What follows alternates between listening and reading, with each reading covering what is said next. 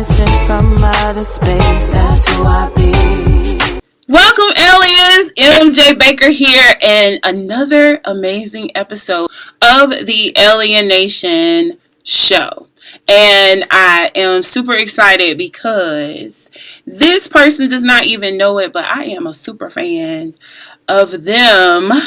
And okay, so this episode of the Alien Nation, we are going to talk about being peculiar and raising peculiar for those of you all who are parents and you have a peculiar child.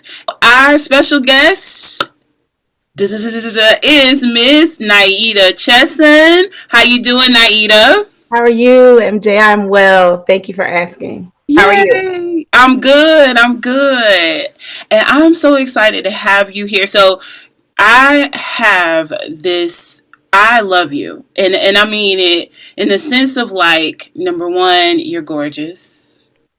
Beautiful chocolate lady with this gorgeous hair, y'all. When she wears her hair out, it's beautiful. Oh, thank you. And I have worn plenty of weaves trying to get the look of your hair, but my hair can grow a little bit like that, but I color it so much I have to cut it, so it doesn't work out. As long as you know the root cause and that your hair can grow. It is possible. Hair can't grow. But I like the color too much, so yeah, I had to color's fun. Color, yes. Yeah. But you guys, what I just want to tell you what I love about you, what I'm learning so much about you is that you carry this air of confidence within yourself, of, you know, like love for yourself, and just kind of like when we went on a trip to Las Vegas, and you just kind of, you didn't stay with the group. You said, hey, I have a list of things. I'm going to do these things and then I'll meet y'all for dinner. And I love that about you. So I'm not going to read, because I asked her to send me a bio, but I wanted to tell us about yourself. You are the child of Liberian immigrants. So just tell us a little bit about yourself, what you do, etc. Okay, well, thank you for having me. I didn't know you felt so much for me. I love you too. I appreciate the accolades. Yes, I am the daughter of Liberian immigrants. My mother and father were born in Liberia, West Africa, which I love to tell other African Americans because Liberia was the country that freedmen settled and created new life. So whenever I hear African Americans feel away, and I've got this story that I am working on that kind of talks about the genesis of kind of my approach to life. Wow. But I'm the daughter of immigrant parents. I'm a mother. I'd love to always lead with I'm a child of God. That is first and foremost for me. I'm a mother to one wonderful girl who we're probably going to be talking about a bit more. My friend that don't know she my friend. Yeah. Yes, and my mother is actually Liberian by birth, but she has a Nigerian father. Okay. And so lately, maybe within the past 3 or 4 years, I've been prompted to not forget that part of my heritage, to not forget to mention that. My father and mother immigrated to the U.S. in the 1960s. My brother and I were born in the 70s. And that's as close as y'all gonna get to my age. Wow. Okay, so before I get into my questions and into what we're going to talk about, we do this thing on the show because ALIEN is an acronym for authentically living, intrinsically evolving naturally. Okay. And the sole purpose of the Alien Nation, it's a movement. It's a movement to catalyze people into realizing that being our purest, authentic selves is a superpower. Mhm. and that being your authentic self has nothing to do with your job, your career, has nothing to do with the labels that people put on us, doesn't even have anything to do with your sexuality or your religion, but Mhm. it has everything to do with who you are at your core self. So, what I always like to ask my guests is, where in the acronym do you feel right now in your life that you are living? Like, where, which one of those, or it could be all of it, Say but the acronym again. authentically living, intrinsically evolving naturally. Mm. I'm hung on, and I'll put it in order: evolving naturally, authentically, and then everything. Okay. Yes. Okay, so expound on that. Let's talk about it. So I find that I'm always in a state of change, evolution, coming into a new awareness of who I am in my own life and walk, who I am in my Uh-huh. relationship with the Most High. I've been natural before it was popular. Um, when I was when I was in junior high school, I used to make these oils. And junior high school for me was the 1990s, or as my nieces Yeah. and nephews like to say, the 1900s, the late 1900s. And they It want to make me feel extra old. was the late 1900s. At home, it was the late 1900s. I used to make hair oil. Oh, And I wow. started braiding hair, and when I was in middle school, because my cousin, and she hates me to tell the story, but this is how I remember it. My Yeah. cousin, who used to braid my hair every summer so Uh-huh. that my mom wouldn't have to worry about my hair going to school, I overheard her talking on the phone. I think she thought I was asleep, and she said, "I'm so tired of braiding hair." And me, being the girl that I was, I didn't want to be a burden to anybody. So the next year, my mom asked, "You going to your cousin's house? She could braid your hair?" I said, "No." She said, "I make her tired." She's tired of braiding hair. So Oh, I'm going to braid wow. my own hair. So that's when I really started to develop this gift of hair braiding. And my mom taught me how to comb roll Wow. my Barbie's hair, as a kid. But just being in touch with my roots, my hair roots, Right. and I Yeah. think my cultural roots, Yeah. braiding hair kind of got me there, kind of kept me grounded there. And so I started to just understand what the hair needed, what Right. the hair enjoyed, how my hair responded to different ingredients, and I just started making hair oil. So naturally is definitely one. And I've grown and evolved even in my hair story. If I were to just write a story about my hair, there's a huge evolution there. Please do that. Yes, from Jerry curls to like I had a nice Yes, fade. Jerry Curl. Come on, Jerry Curl. I started Yes. relaxer, Jeffrey of Curl. course. Braids, weaves. I was doing Right. weaves in junior high, all the way from junior high through college, and even after. And I was braiding hair after that. I was braiding people's hair, and they were paying me, and it got me through college. As far as Wow. covering expenses, yes, in touch with that hair revolution.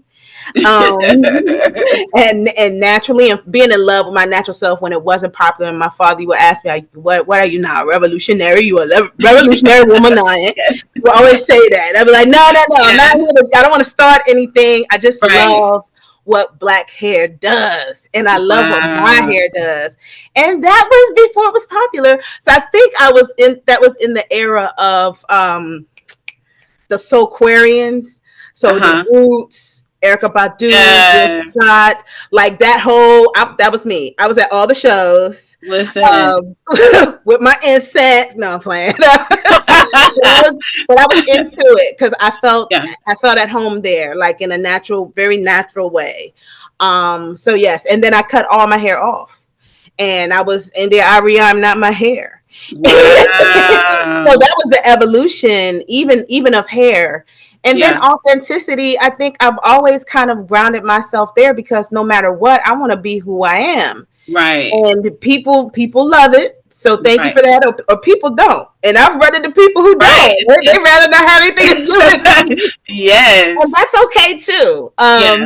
I like to know the people who gonna stab me in the chest rather than stab me in the back and help me look for the knife. And I'm learning more and more for myself. Like, I think that someone who truly knows who they are, you either have a love hate relationship with them Mhm. because you love their freedom, but then you kind of hate it because it reminds you that you're not free, like because you're a mirror, right? It's And true.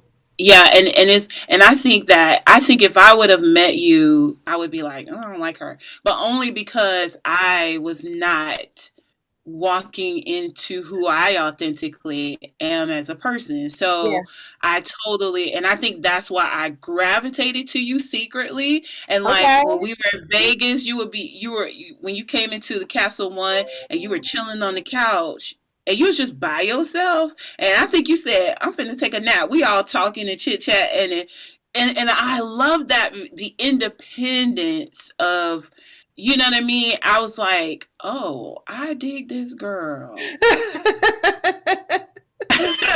And I just remember going, Nayo, what's your phone number? Can I have your phone? But I think too, a lot of people see that independence as, or my willingness to be a seclusionist as someone who doesn't want to be around people, and that can be further Right, from the truth. I love right, people. I don't like right, BS people. I don't like people who are unwilling right, to tell themselves the truth. I don't like that. Like, you can right, keep your distance right. for that, but if you're someone who is, even if you're someone who dislikes me, Yeah, and or maybe I dislike you and we don't get along, but you're still able to be who you are and appreciate who I am, where I am, and we just have that mutual respect for each other, I'm still a fan. yeah, I'm still a yeah, fan of yours. And it's telling yourself the truth and be willing to be told the truth. And the fact yeah, I'm gonna say that for myself, the fact that I can walk in certain truths today, in this day, yeah, is an yeah, affront to people who are unwilling or unable to. So yeah, if you don't like yeah. somebody, ask yourself if they're walking in a truth that you're unable or unwilling to. Come on. All right, we're gonna have her back, you guys. That's another subject. Love that, and I love the fact that learning to live your life out loud, and that is so important. And I feel like for me, I'm learning to live out loud, and that's where the alienation was birthed. It was birthed from my insecurities and my inability to be myself. And so, how do I begin to teach people what I'm learning in my life so that they can get there Yeah. quicker, so they can get there much more quickly than I did. So I want to talk to you about being peculiar, raising peculiar. And the definition of peculiar, everybody, is strange or odd, unusual, particular, and special.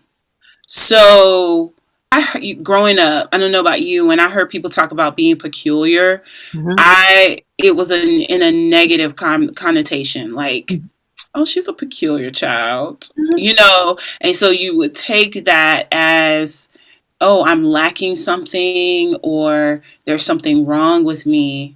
So, walk us through being strange and being odd and unusual and particular and special. I mean, all those words are very powerful. So, for you as a an adult, like looking back, what was peculiar? How was that being peculiar and accepting that about yourself? Mhm. So obviously, I have an older sibling. I have an older brother. He is almost 7 years older than me, and I do remember being called weird as a taunt, uh, Mm-hmm. or I talked to myself incessantly um, in school. Mm-hmm. I'm sure I had some teachers concerned. I was also very. I was a daydreamer. I was the type of kid who would daydream and just look out of windows for hours. And as an adult, I look back and wonder, wow, I wonder what or how my life would have been different if Miss Brewster had asked me, what are you thinking about? Instead of, now you to pay attention. Pay attention, please. I mean, yes, I know I'm supposed to be doing that in school, but I'm in deep thought here. I'm mapping out my future in my mind out of this Uh, window. He yeah. asked me about it. So I could tell you I'm supposed to marry Michael Jackson. So I could tell you what's really Girl, on my heart. I'm just right? letting go, but I have to let you know. This Like, is the love of my life. hello, I'm a widow now. No, I'm not. I'm joking. But I often wonder that, and then too, I also think the way my life kind of has been working itself out has always been to my betterment and not my detriment. Has always worked out for me. The strange, my family members call me weird. As recently as a couple summers ago, my cousin, Wow. who I wildly respect, even still, said, "Yeah, you've always been kind of weird. You've always been a little weird."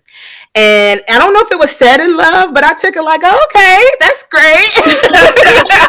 Thank you. Yeah, Yeah. the idea that I'm seen as weird is okay with me now. I own it. I'm not like a lot of people you're going. I'm a remarkable woman. Yeah. And I have not been able to say that up until recently.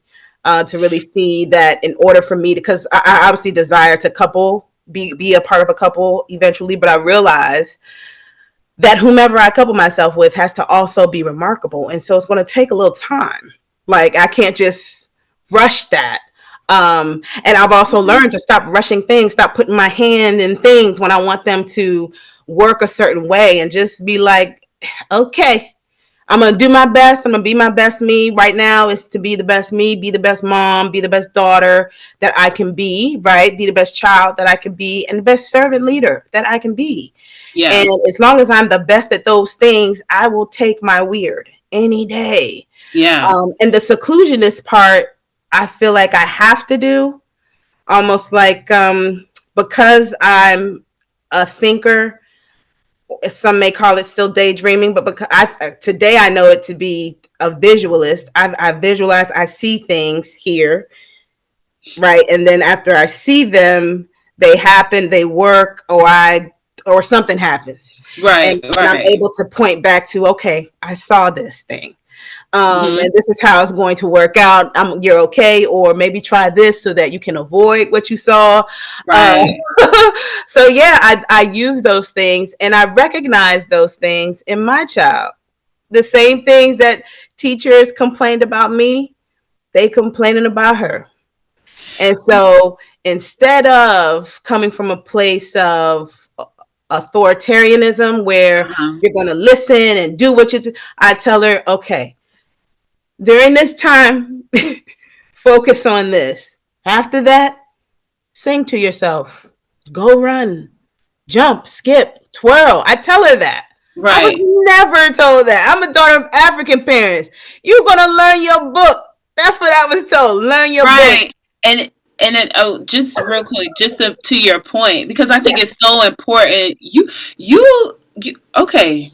You put so many nuggets in there. I'm like, okay, we gotta go back. Referencing what you just said about you being understanding towards your child, right? Mm-hmm. So because we have so many people, because we were not allowed to be a child, to Mm-hmm. really explore. I can speak for my mom coming from an environment of, you have to survive, you're a Mm-hmm. black girl, so all this time for dolls and things of that nature. Yeah, you can play with them up until a certain age, but then now that you're 13, I know you're still obsessed with Barbie, but you can't play with them anymore. Now I'm going to start buying you pen and paper and clothes, and start telling you how to get ready for a job. Mm-hmm. Just different things like that. So it cuts you, we get stunted. Mm-hmm. And then people, I feel like this is why people say, well, dang, she's 30 years old. Why she still acting like she's 17, or why she still acting like she's 10? Because that's where she got stuck, or that's where he got stuck, or they got stuck.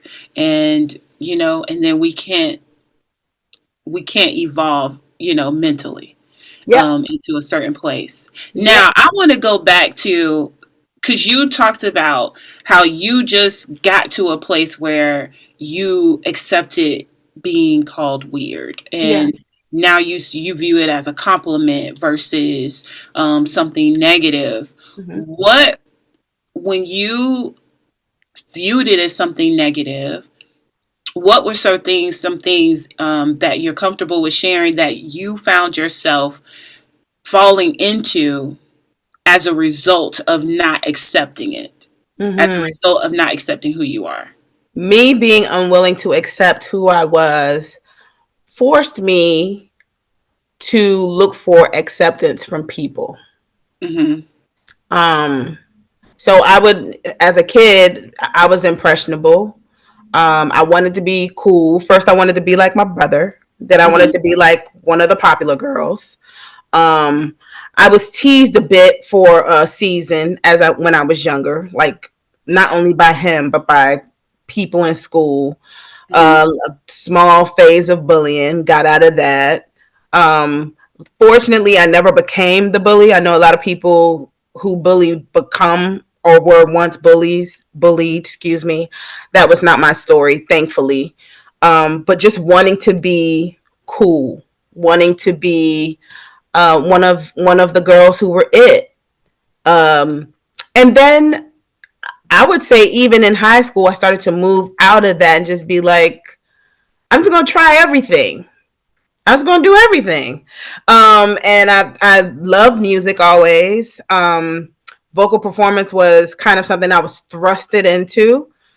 Um, Going to Bethlehem Baptist Church in Gum Springs, Virginia, which is my home Okay. church Uh-huh. where I was born and raised. In the spirit, they were very nurturing, a very nurturing group of people. Mm-hmm. So whether you could sing, sang, or do your best, you got a hug, you got a good job. You know, God is using you, and Yeah.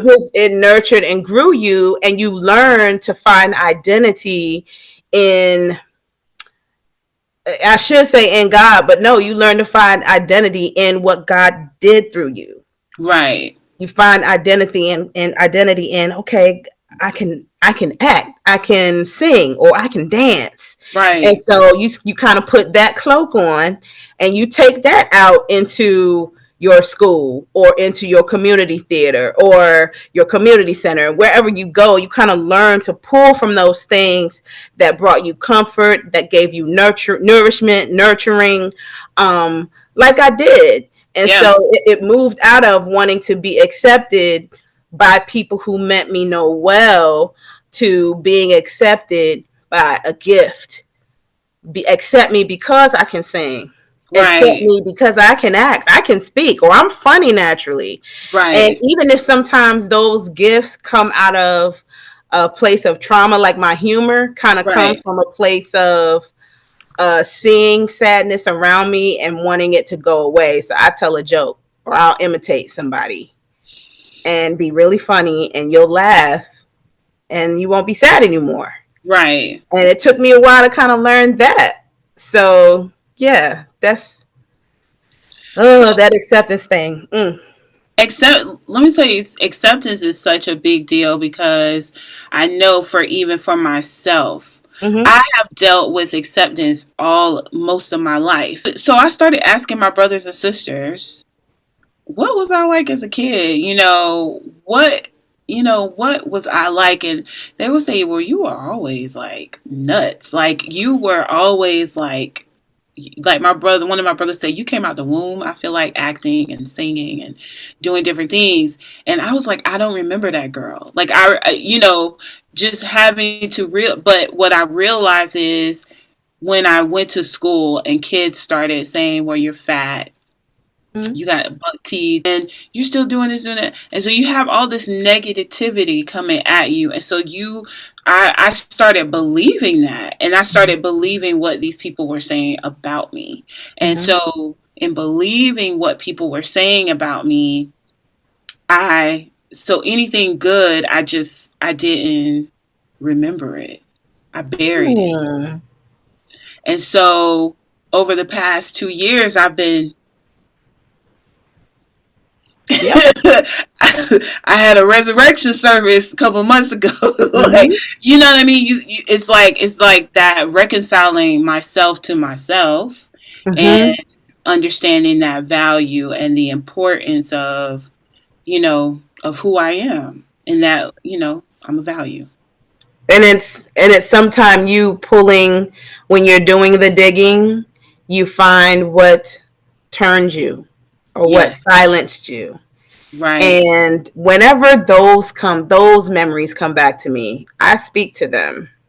Like, Mm. you're done. You're dead. Like that girl, I want her back.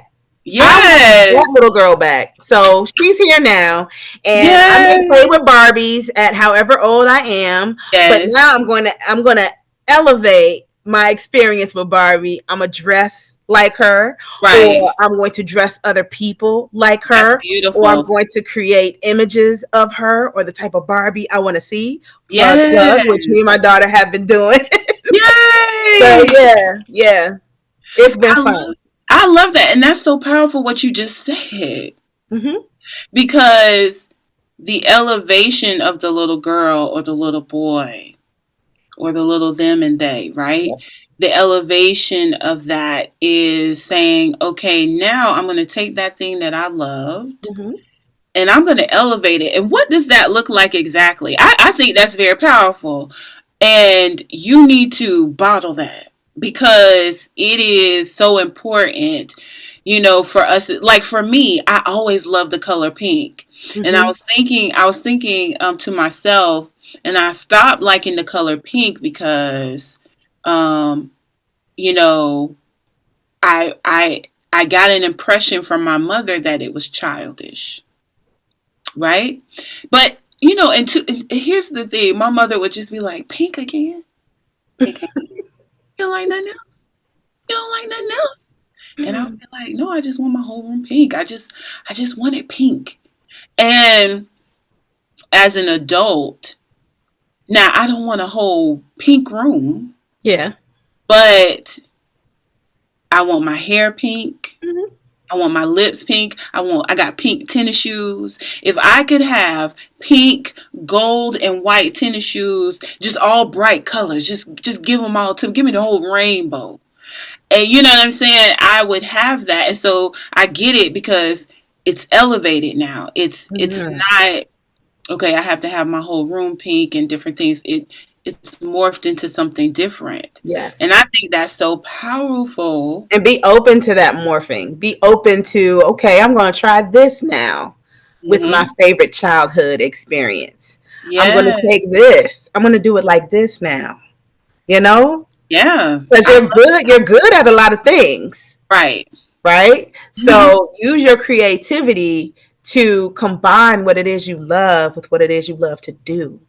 Come on now. Come on. Two snaps. Yeah, Come on, let's right? go. Now, talking about you brought up your daughter a couple times. Mhm. How do you because you said now that you have understood your situation and you've embraced yourself, which I Mhm. think is so powerful. I think it's so powerful Yeah. because how can we embrace our kids? How can we? And I don't have any children, but at being the child Mhm. and coming from my mother, um, we didn't have a good relationship because I resented her for a lot of things growing up. Okay. But therapy helped me to realize, okay, she's a black woman raising all these children. You were the last one, and she's still trying to survive. Yeah. So when my mother turned 75 was when she got free. And I really got to know her as a person. Mm. And my mother just turned 88, and she's the coolest chick I know. Mhm. But and now that she's embraced herself, she's more accepting of me. And so it took my mother 75 years and counting. So Mhm. for you being a younger mom, being in this position, how did that transition? When did you was it automatic or were you still learning when you had your daughter? So I'm always learning, Mhm. especially through motherhood. Yeah. Um, but I think while I was carrying her, I dreamt of who she was. I knew, and Mm. I remember my mother asking me when I was maybe 4 or 5 months pregnant, "Do you know what you're having?" And I said, "No, I haven't gone to the doctor yet. I got to find out." She said, "No, but do you know?" And I said, "I'm having a girl." And she said, "Yeah." So we kind of both knew. Which, fun fact, when your mother is carrying you, she's also carrying your children. So my mother carrying me also carried my daughter because a girl has her eggs already in her when she's born. Yeah. Wow. So the fact that my mom was like, yeah, like confirming or validating Right. my sight there See. was affirming. Yeah. Um, so I started to know then that there was something different about this one. Um, I didn't know how. I had my ideas, and I knew that these differences would be apparent in childhood. I knew that I would have to advocate for her in a very specific way. And part of that was just starting to see or recognize where we were similar, Mm. and then identifying how I would respond differently than how I was responded to Gotcha. with those same things. So when it happened when she was 2, as young as 2 years old, and I got her enrolled into a school, and she did well at home. Like, she was counting, knew her ABCs, could count to 20, like all the things. And then when she got there, they started complaining about her. Or when it's reading time, they said a specific complaint was it's reading time. And after reading time, we tell everybody, okay, let's put your book down and go. She does not want to put her book down. She just wants to read and not join everyone else. And I'm like, yeah, that's great. Like, why aren't we celebrating Right. that? That's the problem. And they were like, no, it's a problem. And then the more they started to complain, the more they were like, have you thought about getting her tested? And I was like, wow, for what would she need to be tested for at 2 years old? Right. At 2 years old. So I don't mind getting her tested. I think getting kids tested is a good thing, particularly if there are resources that are going to come with that to help and aid them in their matriculation. But I didn't see where that was necessary at 2. So um, I went to work. I went to work spiritually, and I found spiritual tools. I read more. I spoke about what I was going through, and resources, notes, message boards, signs that I needed to point me into specific directions got her to her next school. Because I specifically asked God, okay, all right, I need a sign, and I know I shouldn't need a sign because you can do it, but I Right. need to know. Right. I need her to kind of guide me as to what is next. I know she's only 2 and cannot articulate for me Right. what is next. I help me. Right. So I got the paperwork from. I started touring schools, started touring other schools without her, and just seeing, okay, I think I like the school. The school is good for her. I had the paperwork that I needed to submit to a different school, and she was with me. And I was Mm. like, all right, come on, you have to go with me so I could turn this in. So we went. I had her with me, and I was submitting the paperwork, and she went off into one of the classrooms and got lost in the classroom. Like, started to just play with different things and different learning tools. And she cut a shine when it was time to leave. Wow. Like, my girl fell out. Like, I took pictures, and as soon as I was like, "Are you for real? Like, we gotta go, and you're doing all this." I took pictures, and then God was like, "Well, there's your sign." So she's been at that school Right. ever since. And Wow. I will continue to listen and pay attention in that way until I'm guided or directed to do otherwise. Yeah. And I think that when you have peculiar children, you have to do that, even if it confuses you, or you're like, I've Mm. never done this before, or I've Yeah. never seen this done before. So it was something as simple as she had this stone called Rocco, and she would keep Rocco in her pocket, and I'll be like, "You got Rocco," and it would be like her own little security blanket, if you will. Right. Yeah. Yeah, I have Yeah. Rocco, or I can't find Rocco, and I'd be like, "That must mean you don't need Rocco. Like, you're good now, you know." And Yeah. so we grew out of that, and I find creative ways to help her not feel anxiety in some areas. Right. Yeah. Even if it means we go to therapy for a while, or even if it means we learn how to play with other groups. So that's Yeah. another thing, kind of not force your peculiar children into social settings and situations, because all of them aren't ready for that all the time. But if you Hmm. notice that you have a social child, it's for mine, it was always time to teach her how to be the best social butterfly, because everybody's Um, not there. So you have to read cues. I got to teach my little girl how to read the room. Maybe she is going to be a socialite. She needs to yeah, understand this.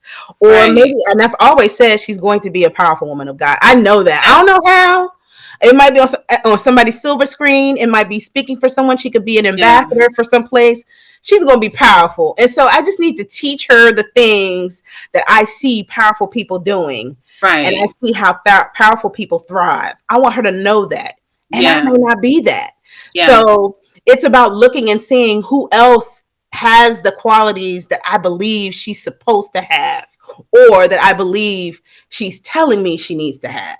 right. Yeah. And I think that's so profound and even magical because, our parents, there was there's a square Mm-hmm. and you have to fit in this square. I don't care if you're a rectangle, I don't care if you're triangle, I don't care if you're circle. Figure it out. Figure it out and Yeah. figure out how to fit into this square. Mm-hmm. And I feel like, and I wonder, is that why a lot of us are depressed? And because you don't know how, subconsciously you don't know how to be yourself and how to be normal. And when I say normal, I mean being your pure self. You're normal. Yeah. Your normal, whatever your normal looks like. Mm-hmm. And I find myself, as I talk to my mother as an adult, being able to express to her that as I discover more about myself, Mom, I know this is what I'm supposed to be doing. I feel it. She's like, yeah, I do realize that this is who you've always been, but I didn't think that you could get a job.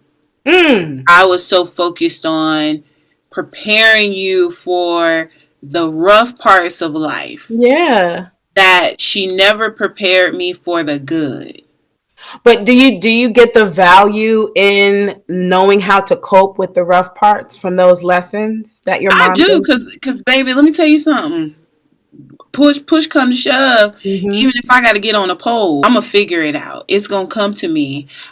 But now I have to find the balance. That's where I'm at right now.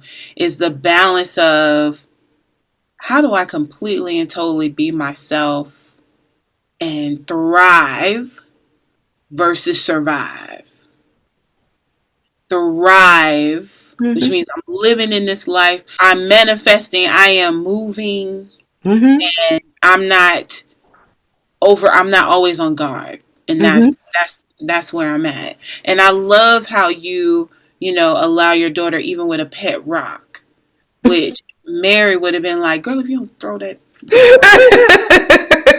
Now I will say she tried to sneak a bunch of rocks in the car the other day. I heard them jiggling, and I said, "What is that in your pocket?" "It's the rocks." And I said, "Leave them here. Leave them right here at school. They'll be here tomorrow."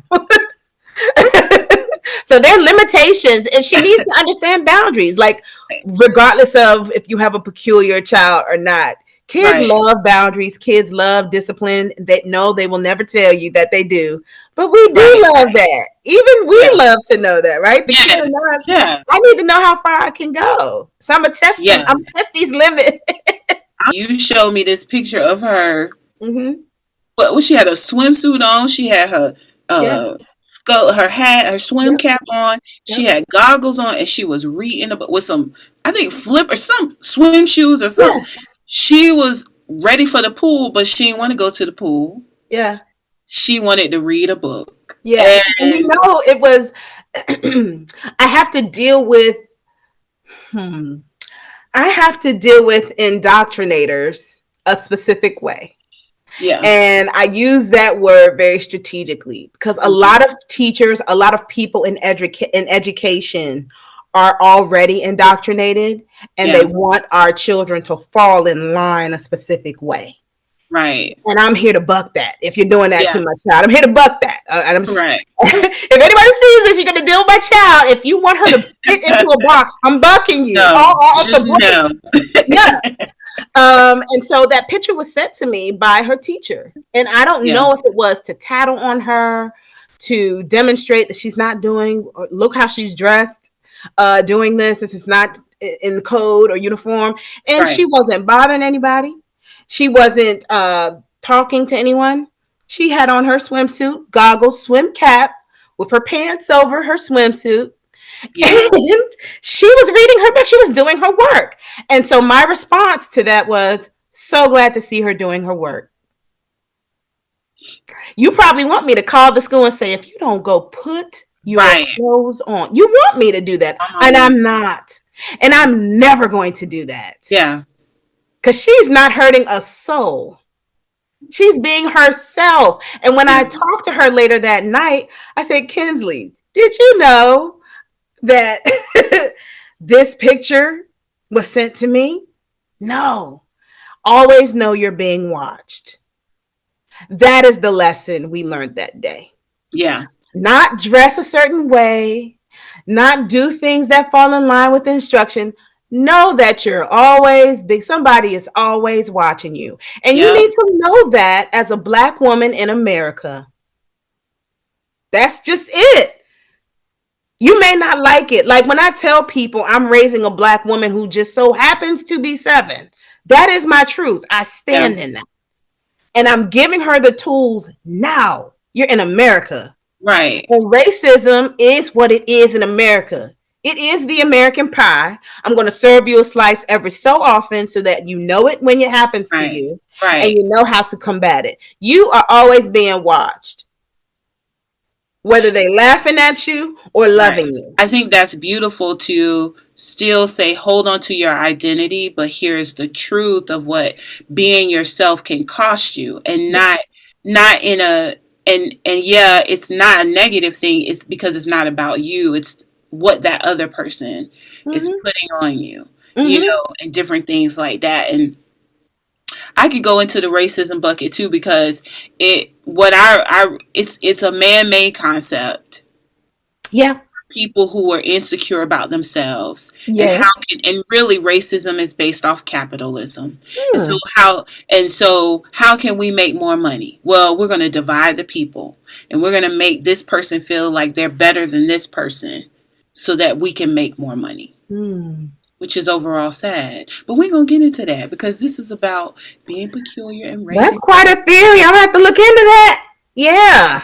So Nyeta, Yes. you inspired this. I want to say thank you so much for sharing your story because I can talk to you for hours. Okay. I mean, we can talk after this isn't recorded too, Yes, we though. can. We If you can. got time. I do. We can. But what I wanted to, so what I did was, I Googled your name, Mm-hmm. and it says, as Nyeta, you are rather serious minded, responsible, and stable. You have the gift of tact and diplomacy and possess a charming, easygoing nature which endears you to others. You have a serious desire to understand the heart and mind of everyone and could be very effective in a career or in volunteer work where you are handling people and serving in a humanitarian way. The name also gives you a love of home and family, and as a parent, you would likely be fair and understanding. You remember the thoughtful little expressions of affection and appreciation that mean so much to others, and you have the ability to create a warm and loving environment. Wow. And so You'll have to I share that fight with me. That's I wow. will. I know. And it's like when you were when you were talking and I was reading this and I said, this is everything she's giving off. And I was like, "Oh my god." And But my name has a meaning in Liberia, right? what is the Liberian meaning? Cuz really that's what I was looking for. Yeah. So um my father is Gola, and my mother is Bassa. And Okay. it's a Bassa name. These are two Okay. tribes, by the way. Okay. Also, I want to point out that Gola is similar to Gullah of the Gullah Geechee Islands off of Really? South Carolina. So I don't know if there's Come on, been a cousins. connection drawn there, but the crops are the same. The trees look the same. Like when Probably. I went, I was just like, these are definitely the same people. Yeah. Anyway, Yeah. My father is Gola, my mother is Bassa, and he wanted a little girl so bad. I told you earlier that there are years between my brother and I. Yes. So for the longest time, he was the only child, and when she had me, um, she said, "Nyeta, like here's your girl. Now leave me alone." And that's what my name means. Now you leave me alone. Here's your girl. Which, oh my God, that it just it describes you because you're like, all right, I'm enough. out. I'm seclusion on. I love it. So you like, So I have to always preface the name telling with the name meaning telling with the story so that people know I'm not being yes, rude. I'm not saying leave me alone, but my name means now you leave me alone. leave it alone. Like you have your girl So now, okay, leave me alone. yes, that is hilarious. Yes. Well, so Nyeta, I want to say thank you so much for sharing your story with us and sharing what for those people out there, those aliens out there who are feeling you feel peculiar or you've been called weird or you've, been called all these different names, embrace it because your weird is somebody else's normal. Is your weird is normal. You know what I mean? It is beautiful. It is amazing, and you are a treasure. And so, before we end, when you were talking, I got this word. This word came to me. A lot of times, Spirit will give me words. Yes. So the word that came to me was vanguard, and vanguard means a group of people leading the way in new developments or ideas. Okay. So you are leading the way in new developments and ideas. You are a Okay. vanguard. All You are. right. Yeah, thank you for that. Okay, sorry. I have to share this because recently my daughter and I went to watch a very popular movie about a famous doll that you mentioned, Mhm. and it sparked a conversation between the two of us Okay. and about who the real character was. I went to this class that taught us how to create images using AI. Oh wow. And I allowed her descriptions, my daughter's descriptions, to kind of shape what I thought some of her favorite dolls would look like. Yeah. And they ended up looking somewhat like her. And the Oh whole message to wow. her was, you could be that too. Like just because you didn't see it to the degree that you thought you should, Right. or to the Yeah. degree that the main character in this movie was, like, you can be that too. So go to www.webarbs2.com and get Yay! you a t-shirt. Come And we on, have different, t-shirts. yes, we have Yes. different images coming up on different merchandise. Get your merch. Support my little girl in her endeavor. She helps me to edit Yay! the photos, the images, and we put them on water bottles, t-shirts, bags. We got a puzzle. We're gonna make a whole bunch of different puzzles. So go to Wow. WeBarbs2, WeBarbs2.com. Thank you for Love allowing it. me to plug. Yay! We barbs too, everybody. Let's go.